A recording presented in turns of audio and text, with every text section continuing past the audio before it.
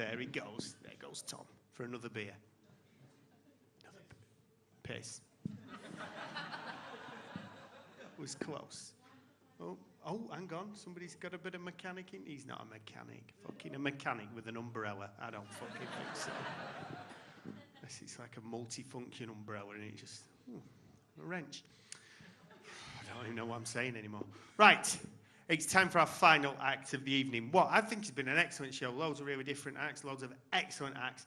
And we've got a superb person to close the show. You're so in love with me. You can't take my eyes off of you.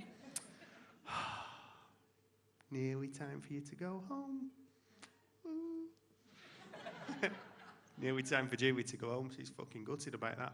But right, I think we'll have Little Tom as our final clapper because you're not in love with anyone, are you? Except for food, the culinary arts. Who's your favourite chef?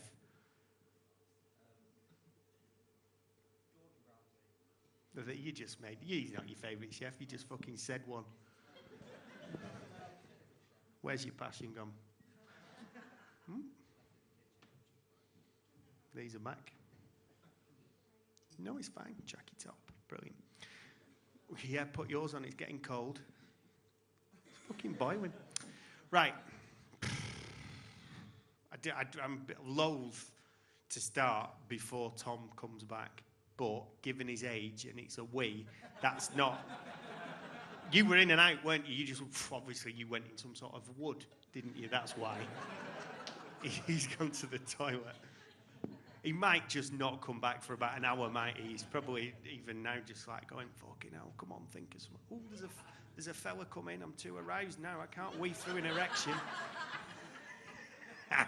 Oh, you can't hear it. Right, Little Tom, put your drink down. It's our final act. He's brilliant. You're going to absolutely love him. He's called Eddie Hurst for the final time this evening. Thank you very much, Little Tom. Everybody else, give us a big cheer. He's brilliant. It's Eddie Hurst!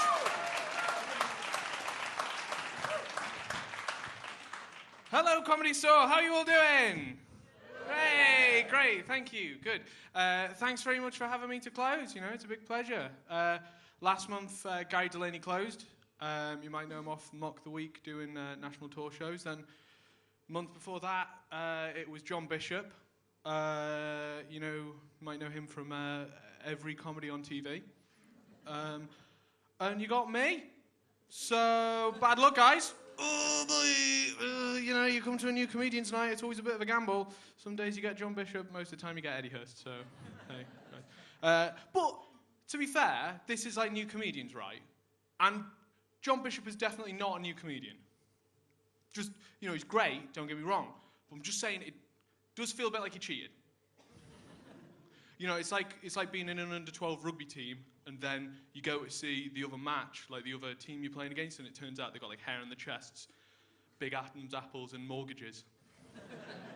I just don't think an under-12 has a mortgage. I'm just going to get clobbered. My name is Eddie Hurst. What's my full name? All right, mate, that's a bit of a weird question. Wonder if I've got any material about it. I absolutely do. My full name is Edward William David Hurst. Edward William David. It's like my mum and dad knew they wanted a boring, generic, middle-road English name, but they just couldn't decide which one. It's like, it's the most safely English name. Like, what's your name? James. What's your middle name?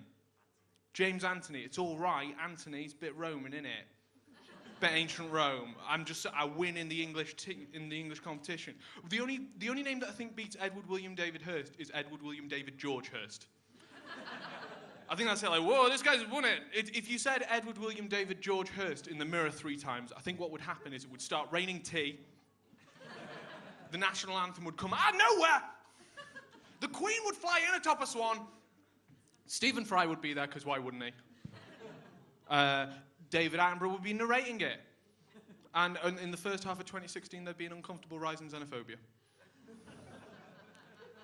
Just top English shit. That's what we got. My last name... Jeez, why are you asking me all these questions about my name? All right, I'll go into it again. My last name is Hurst. That is H-U-R-S-T. And that is Anglo-Saxon for a small wooded area. Ooh. Right, that's great. It's top, innit? It's not... It's not a lot of trees. That's like a forest. It's not like some trees. That is a wood. It's like a few trees. That's a hearse. That's what I'm bringing to the table. That's like the amount of trees on a traffic island. Right? All right? You know, the amount of trees in a hearse with the amount of drinks you had on a night out, you go to work next day, don't worry, mate. Be fine. So, hey, mate, how's your night out? Yeah, it was all right. You know, just, had a few. Just a bit of a Hearst. Classic Hearst. Classic Hearst. That's a bit. Great. I have been, what my last name is not, however, my last name is H-U-R-S-T. We've established this. What it is not is Hearst, which some of you may know as the car famous from Off of the Funerals. It's not that, despite the insistence of somebody I met for the first time at high school. It was I met this guy and said, hey, this is Chris, he's new. Oh, great. Hey, Chris, my name is Edward William David Hearst, because my introductory patter has not changed. I was like, hey, I'm Edward William David Hearst. And he said, Hearst? Oh, that is what my dad was driven to his funeral in.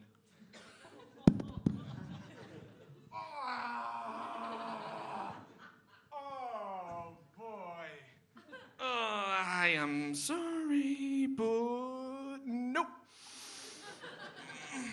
I mean, it's H-U-R-S-T. It's, I'm Chris, baby. I'm not 100% sure. I wasn't there. I don't want to take away your experience, but I doubt your dad was taken to his final resting place on top of a small wooded area.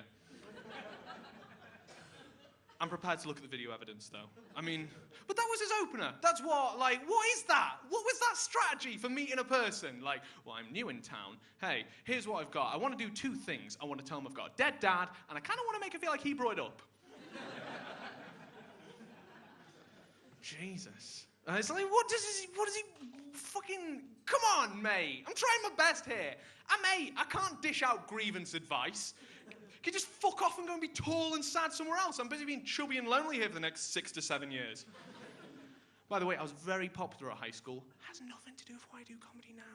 See, nothing to do with that. Don't connect those dots, because you would be incorrect. A little right. A lot right. Like, that'd be 10 points. Great. I watched, there's a TV show that I want to talk about that has upset me. Has anybody seen the show? It's called The Island with Bear Grylls. Yeah, a few people. Now, if you've not seen The Island with Bear Grylls, I'll explain it to you. It is people who have no qualification to be outside, being taken outside, and just making a real hash of it. They're having the worst time on the island with Bear Grylls. And I've only seen it twice, and I've only seen it for a very short time both times, and the same thing has happened each time. So I've watched it, and you've got all of these like middle management people who's like, I'm roughing it for the weekend, and they go with Bear Grylls to the island with Bear Grylls, and they all are like, oh shit, we're hungry, we gotta eat, and they go, and the only thing that they can find on the island to eat is a crocodile.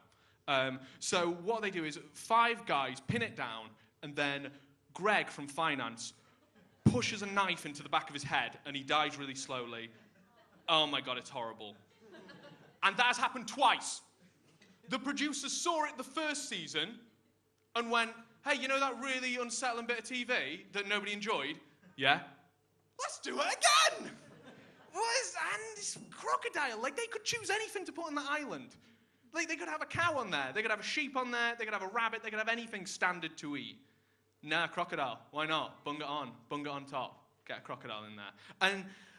But the thing that I think there's a number of things that upset me about it. The first thing is that it's a crocodile, right? That's a crocodile. Crocodiles have been around since dinosaurs, right? Crocodiles are the age of millennia. Ages. They've beaten dinosaurs. They're better than dinosaurs. A crocodile in a fight has beaten a dinosaur. Time has proven this. And that's what that crocodile gets as its death, is a sweaty little thin lad going, oh, I don't know if I can do this. Dignified creature.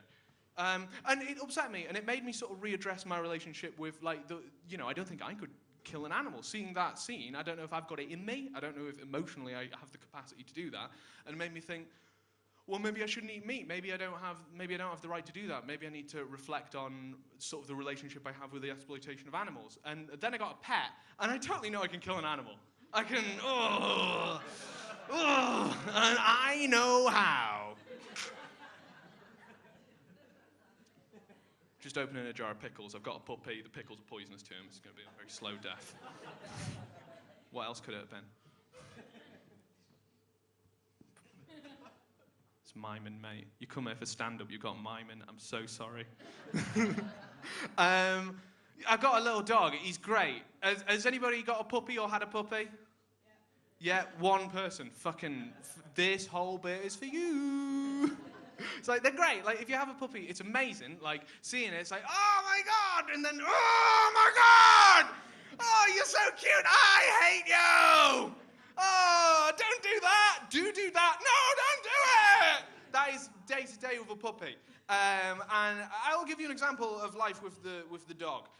So he is a joy. I love him. Light of my life. I was going to a gig, and I saw him, and I thought, oh, he's cute. I'll give him a stroke. And then I picked him up to give him a hug to go.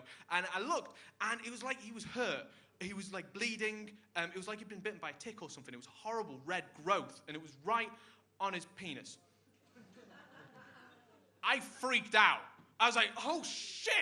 Put the dog down. I ran in to see my girlfriend. I was like, I think he's been bitten. He is in trouble. I don't know what to do. She said, phone up the vets, because we've got a 24-hour vet. So I called them up and go, hello, my dog is ill. He's been poisoned. He's been poisoned. He's going to die on his penis. Help me. And they said, well, does it look like he's cut or banged it? And it's like, I don't know. He seemed fine before.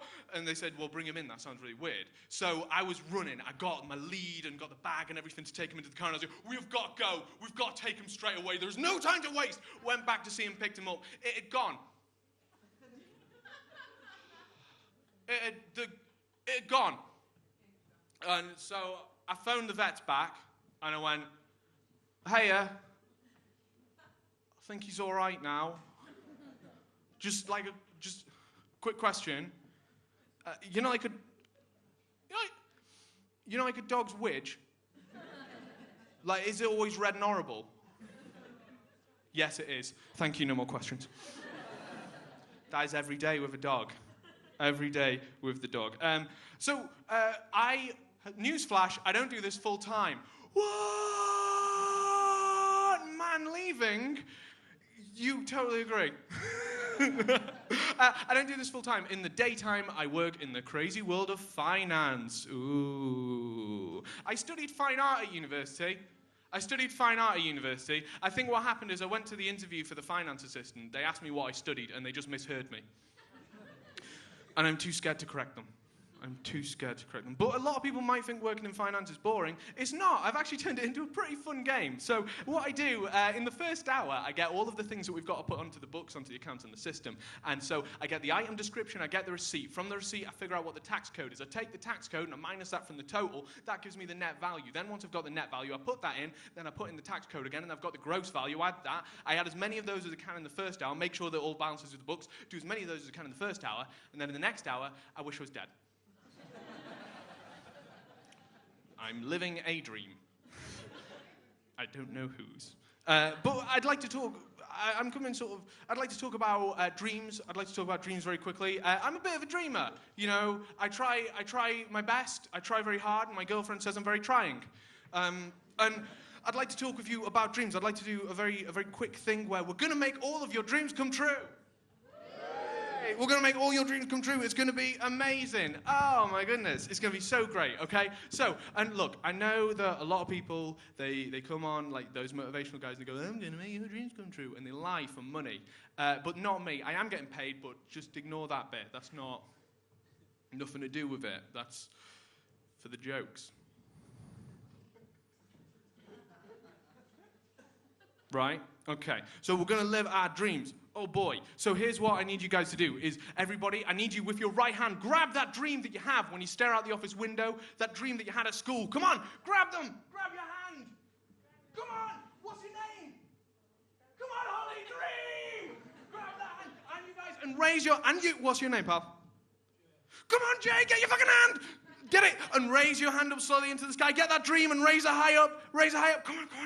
I will do this all night. I am prepared to do it all night. Come on, raise that hand up. Raise that hand up slowly into the sky and hum a bit. Raise it up high. Raise it. Oh, yeah. And then take this hand too. Take this hand when you've got your big dream. Take this hand up. Take that hand, then grab that dream and just snap it in half. Snap. Oh. Shook that half away. Because I'll be honest, guys, I saw some of those dreams. Oh, they were big dreams. Big dream. Night school is not going to cover that reskill. Just saying, that dream comes a knocking tomorrow, you've got a 2-week notice period that you have got to honour. It's just, but you can keep this half. So, you know, like if you wanted to own a shop, work in a shop. You want to be a video game tester? A lot of people do. Just play video games. Make some notes. Nobody has to see them. Nobody wants to see them. You want superpowers? Hey, who doesn't want superpowers? Superpowers, you want to fly? Yeah, what I say, what's better than the superpower of taking accountability for your actions? Great power comes great responsibility. Halfway there, right? Okay, I had a bit of a dream. I wanted to be like a great musician. I wanted to be a great musician, but I ended up instead just spending a lot of money on the guitar and not doing much with it. But I have a gift. I have a bit of a gift, which is that I know every single James Bond theme tune. And I'm more than... Yeah, okay. I know every single James Bond theme tune, and I'm more than prepared to play it. So, pal, do you have a favourite that James Bond? Fucking hell, mate. I mean, this is... Can you think of a James Bond? Like a film.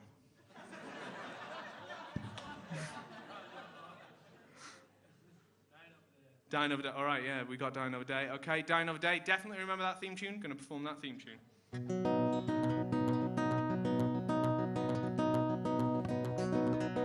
I'm feeling pretty sad today. Oh, really sad. So sad, I think I might end it all. Should I die today? No. Try another day. It's Die Another Day, very famous theme tune. We all remember that theme tune. I feel like you've been confused by the premise of it, Holly. Do you have a favourite the James Bond film? We've had Live and Let Die. What? Goldeneye, okay, so we've got 2 now. Goldeneye and then Live and Let... What, was it Live and Let Die? Yeah, all right. I will!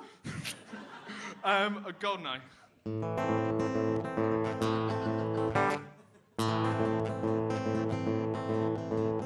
That man over there, he's giving me a stare. But there's a twinkle in his eye. Oh wait, that is his eye. That's a great eye. It's the best eye I've ever seen. In an eye judging competition, that would be the best one. Number 1, I not the best eye, not bronze eye, not the second best eye, not silver eye. The best eye that I've ever seen, numero uno eye, golden eye. That's golden eye. Then Live and Let Die. Walking down the street, hear a noise by my feet. I look down, I hear a voice beside me saying, help me please, I've fallen out the tree and I've broken both my knees. Can you save me? No. Live and let die. Live and let die. Live and let die. And maybe spit in his eye. Live and Let Die, very famous. Thank you. Thanks, one person. All right. Yeah, I'll do one more, and then that's it. I'm gonna get straight out of your hair like a very polite knit. Quantum of Solace. All right. Yeah, Quantum of Solace. Okay. I was slightly annoyed by something my friend said, so I'd like him to apologize and get a bit of closure on it. How much closure? Well, I'm not that fussed about it. I want a very small amount of closure, but nonetheless some closure. How little closure? I want so little closure that you'd look at it and go, hey, is this closure existing or not existing, going out of existence? If it were a theory on existence, people would think it's a bit of an intellectual cop-out. It's a quantum of solace. That's Quantum of Solace. Thank you very much, guys. You've been absolutely lovely. I've been Eddie Hurst. Yay, Eddie Hoist. Good finish to the show. It's been a really good show. Thank you for coming. The bar does remain open for a short while. Don't know how long. Don't know about pizzas. Possibly, possibly not. I'd imagine there'll be a rush on fucking salad pizzas now anyway. Well, just fancy a bit of salad on a pizza. No, no. Don't want it. I'll get a kebab later, which is something that should have fucking salad on. Thank you, Charlie, but no. But dude from Salford, he's probably starving. Got to go back to Salford now, haven't we? Which is horrific. So, thanks for coming. Keep fucking dreaming. One day you might live somewhere better. The Failsworth people laughing. You're miles worse than them. There's people from Colliers going, well, you don't live in fucking Failsworth. There is a podcast of this show, and it does feature some extra guests as well. I can't remember who we've put up so far. Jimmy Cricket might be an extra bonus one. John Bishop definitely is. Jason Mumford might be. Or I don't know if we've put that one out. And Delaney did it as well. And also it's a podcast of this show. So if you search New Comedians in iTunes, it's in that. Or whatever the other one is that's not iTunes, just search that. It's free. New Comedians with Alex Boardman. Picture of me. It's fucking... I don't know. I don't even know if it's any good or not. But we're doing it to try and grow our audience. And subsequently, people are coming that we don't actually want here. So, no offence, Salford. But, no, we want everybody to come. So, do please listen. And if you do ever get a chance to download it, give us a rating and a review, and it'll climb us up in the charts. And then it'll be dead popular. That's it. Thank you to all the acts that have come. Thank you to you for coming. It is a cheap night, and we do appreciate you. You've been very supportive. The acts that you saw tonight were, first up, you saw Jed Salisbury, then you saw Danny Huntley, then you saw Simon Wozniak to close the first half. Superb. Then in the second half, you saw Hannah Platt, and finally to close, Eddie Hurst, who was superb. See you all again. Thank you very much. Have a good week. Bye-bye. Thank you.